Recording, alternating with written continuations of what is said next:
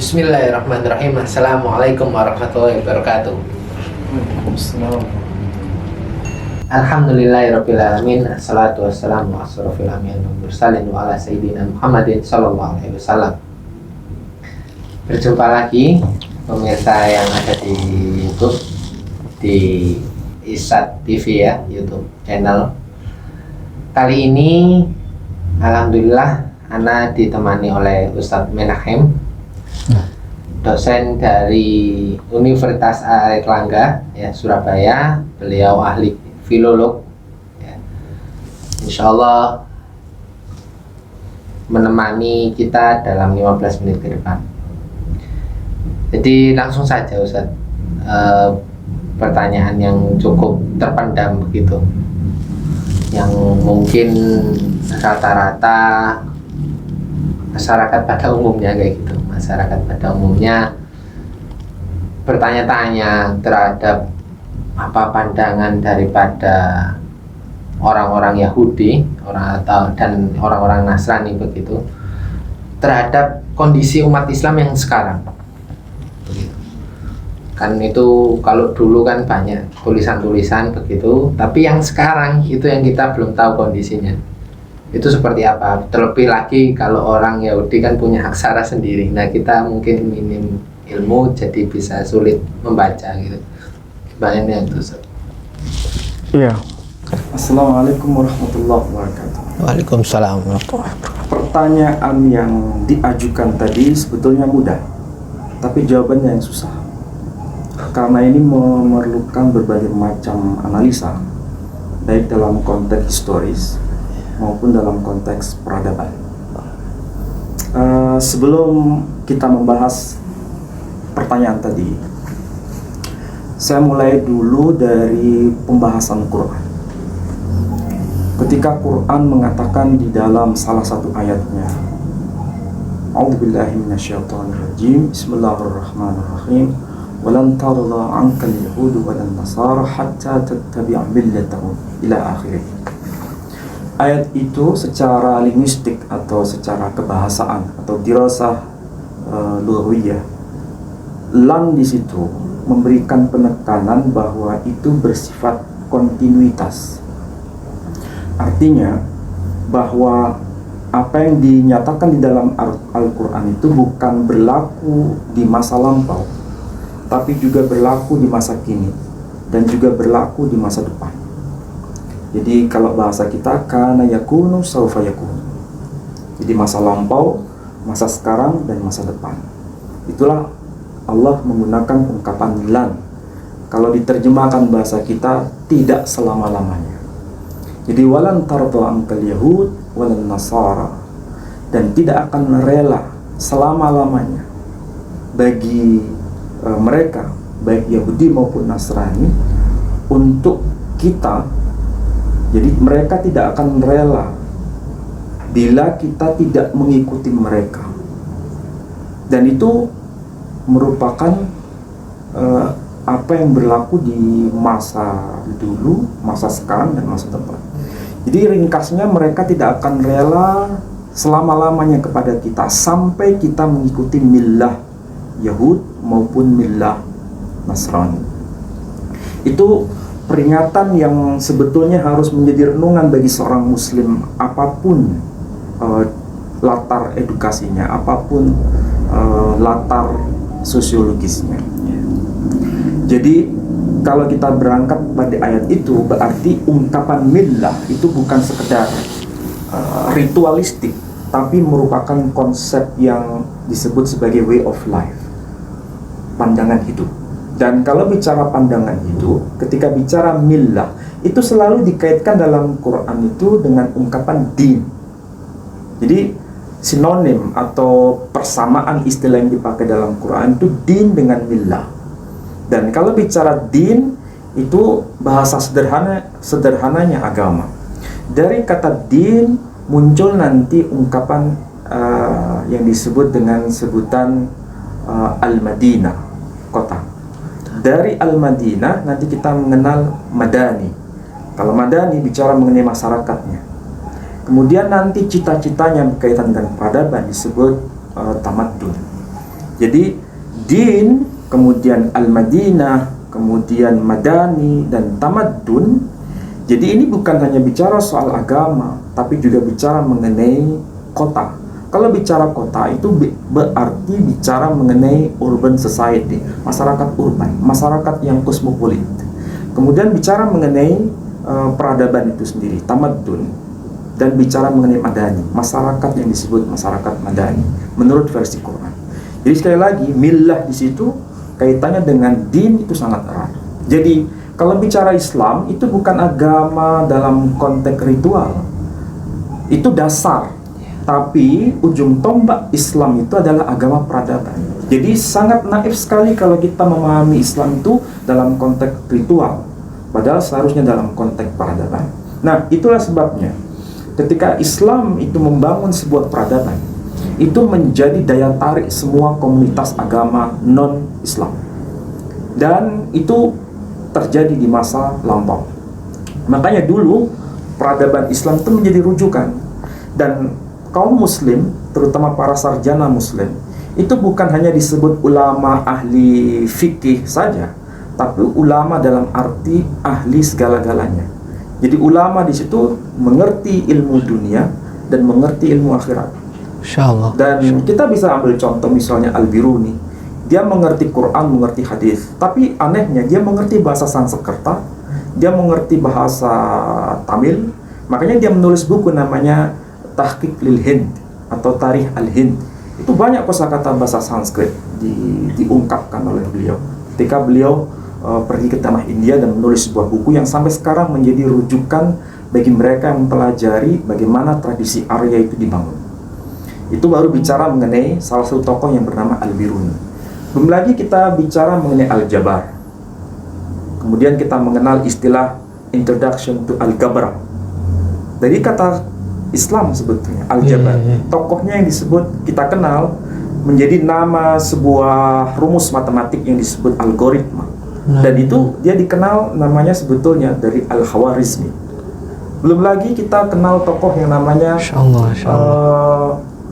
Averroes yang di waktu saya di Maroko, saya hanya mengenal nama sebutan Averroes itu begitu populer. Padahal itu dalam bahasa Arab dikenal namanya Ibn Rushd. Kemudian ada lagi Avicenna yang sebetulnya dia menulis kitab Kanun al-Tib, rumus-rumus kedokteran, dia dikenal namanya dengan Ibn Sina. Di sana disebut Avicenna dan lain-lain. Artinya itu sebagai salah satu contoh konkret bahwa Islam itu bukan sekedar agama ritual, tapi bicara mengenai agama peradaban. Nah, sekarang mengalami kalau bahasa saya itu mengalami penurunan kelas. Jadi ulama masa itu dengan sekarang itu beda. Saya tidak tahu apakah ini semacam ada grand design dari non-muslim yang mencoba untuk memilah dan memisahkan antara ilmu sains dengan ilmu agama. Tapi Islam sebetulnya tidak bisa membuat pemetaan, pembedaan gitu.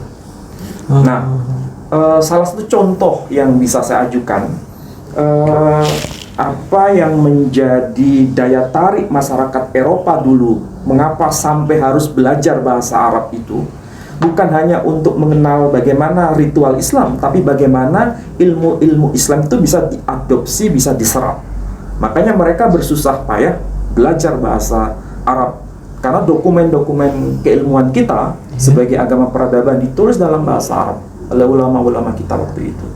Makanya kemudian ada satu buku yang kemudian dalam bahasa Latin diterjemahkan, penulisnya itu sebetulnya Ibnu Hayyan, Jabir bin Hayyan. Tapi namanya di dalam dunia Latin disebut dengan Al-Gabra. Geber, bukan Al-Gabra. Geber. Jadi Geber itu nama bahasa Arabnya Jabir bin Hayyan. Jadi itu salah satu contoh. Nah, sekarang Islam kalau disebut sebagai penyumbang peradaban, sepertinya ada persoalan. Apakah betul Islam sekarang menjadi penyumbang peradaban? Itulah sebabnya non-muslim ada perasaan pede bahwa Islam itu sekarang nggak punya arti. Karena apa? Peradaban Islam sudah sudah hilang, diganti dengan peradaban yang lebih Eropa sentris sekarang. Nah, bagaimana supaya kita bisa bangkit kembali?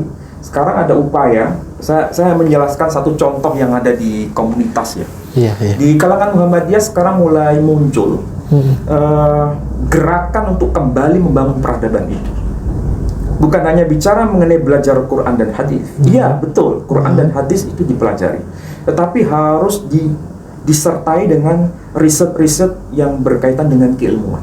Sehingga terjadi semacam pembangunan yang betul-betul seimbang antara pemahaman Qur'ani dengan pemahaman hadis dan sekaligus pemahaman bagaimana kita membangun peradaban dengan riset-riset itu. Sangat tidak mungkin kita menjadikan Quran dan hadis itu seakan-akan hanya di awang-awang. Tidak mungkin, harus betul-betul masuk dalam konteks peradaban dunia. Sehingga dengan demikian akan dijadikan acuan nanti suatu saat. Makanya rujukan-rujukan keilmuan sekarang rata-rata tuh mengambil referensi itu mesti nama-nama barat. Bagaimana caranya supaya nanti mengambil referensi itu nama-nama Islam? Bagaimana caranya? Ya harus menunjukkan bagaimana kita punya sumbangsi dalam pengetahuan. Kan tidak mungkin kita melakukan riset kemudian tanpa merujuk pada referensi. Itu impossible, mustahil. Tapi bagaimana caranya supaya kita bicara ekonomi, kita mengambil referensi seorang pakar ekonomi, tapi dia seorang muslim. Bagaimana kita bicara mengenai kedokteran, tapi kita ngambil referensi dan dia seorang muslim. Dan itu harus, tapi bukan karena agamanya, tapi karena kapasitas keilmuannya. Nah, disitulah kita harus berperan di situ. Makanya kita dipandang rendah dalam tanda kutip karena kita dianggap tidak punya kekuatan dalam peradaban ini. Nah, bagaimana mengembalikan itu? Ya harus diteruskan ulama-ulama kita pada masa itu. Makanya kalau bahasa saya, kita kalau tidak mengembangkan apa yang dulu pernah dilakukan oleh ulama-ulama kita ini berdosa. Betul, berdosa. Kenapa berdosa? Karena mereka sudah melakukan begitu luar biasa, tapi tidak diteruskan oleh kita.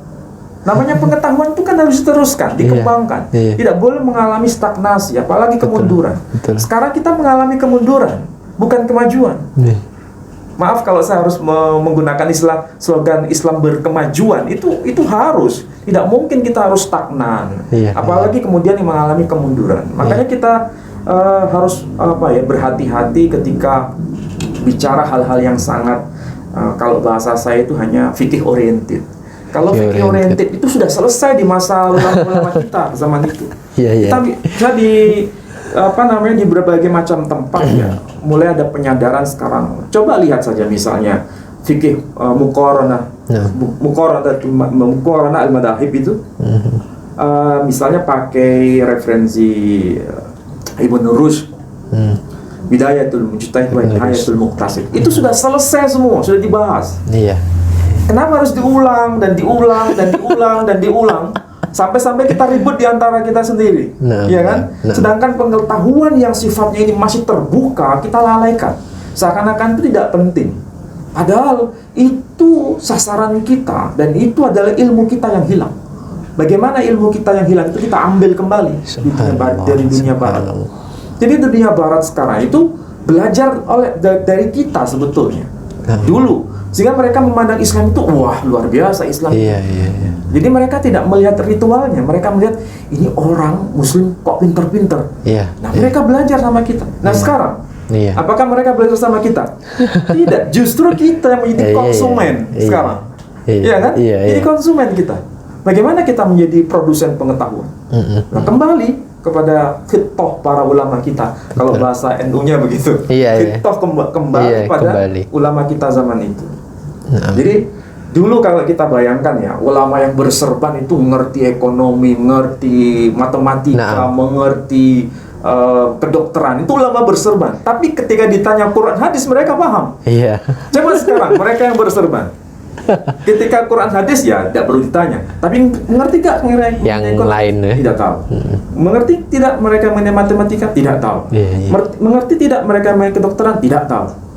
Berarti ada kesalahan memanage pengetahuan Islam itu. Pengetahuan Islam itu tidak bisa dipilah-pilah. Maka apa yang dikatakan Quran itu benar. Kalau nanti pengetahuan itu kita tinggalkan, itu akan diambil alih oleh mereka dan kita akan ketinggalan. Dari situlah kita diperingatkan oleh Al-Quran. Walan tarda ankal yahud walan nasara hatta tattabi'a millatahum. Kita akan mengikuti mereka. Ya Allah. Pasti itu. Ya Allah. Tahap demi tahap, setapak demi setapak. Dan itu bukan hanya soal pikiran, nalar, tapi bagaimana kita memakai produk. Nah. Kita nggak tahu yang kita makan itu sudah ada racun atau tidak, kita tidak tahu. Iya. Karena kita nggak mengerti ilmunya. Iya. Iya kan? Insya Allah cukup menyadarkan saya pribadi ya, dan semoga juga menyadarkan pemirsa yang ada di rumah. Itu benar-benar jadi pelajaran berharga, walaupun merupakan pembicaraan yang singkat di antara kita, Ustadz. Benar-benar kita untuk introspeksi diri secepat mungkin, sesegera mungkin, bahwa antara ilmu agama ya dengan ilmu umum itu harus selalu berjalan ya. Berjalan bersama, berpadu bersama begitu ya. Tidak boleh sampai dipisahkan gitu ya. Betul. Jadi tadi itu ada satu contoh yang sudah diterjemahkan dalam bahasa Latin. Itu judulnya Gebri Arabis Chimia Sive Tradisio Sumai Magistario. Jadi itu bicara mengenai ilmu kimia. Nah, istilah kimia dari bahasa Arab sebetulnya. Masya Allah. Iya, kemudian dijadikan istilah umum ilmu kimia itu. Jadi Gebri Arabis Chimia Sive Tradisio Sumai. Masya Allah. Jadi itu ilmu kita, tapi sudah diterjemahkan dalam bahasa Latin dan menjadi bagian peradaban Barat. Jadi mereka berutang sama kita. Coba kalau saya tanya, kita mengerti tidak buku itu dalam bahasa Latin? Tidak tahu. Tak tahu. Pasti harus ada ahlinya. Ya insya Allah itu akan kita korek-korek dalam lagi, Ustaz. Kita bicarakan lebih dalam lagi mungkin di podcast selanjutnya. Karena waktunya juga terbatas. Insya Allah pemirsa tetap stay tune di Irsa TV. Insya Allah kalau ada waktu yang tersedia, kita akan bersama berbincang-bincang bersama dengan Ustadz. Syukron, ala haitimi kamikum. Wassalamualaikum warahmatullahi wabarakatuh. Waalaikumsalam.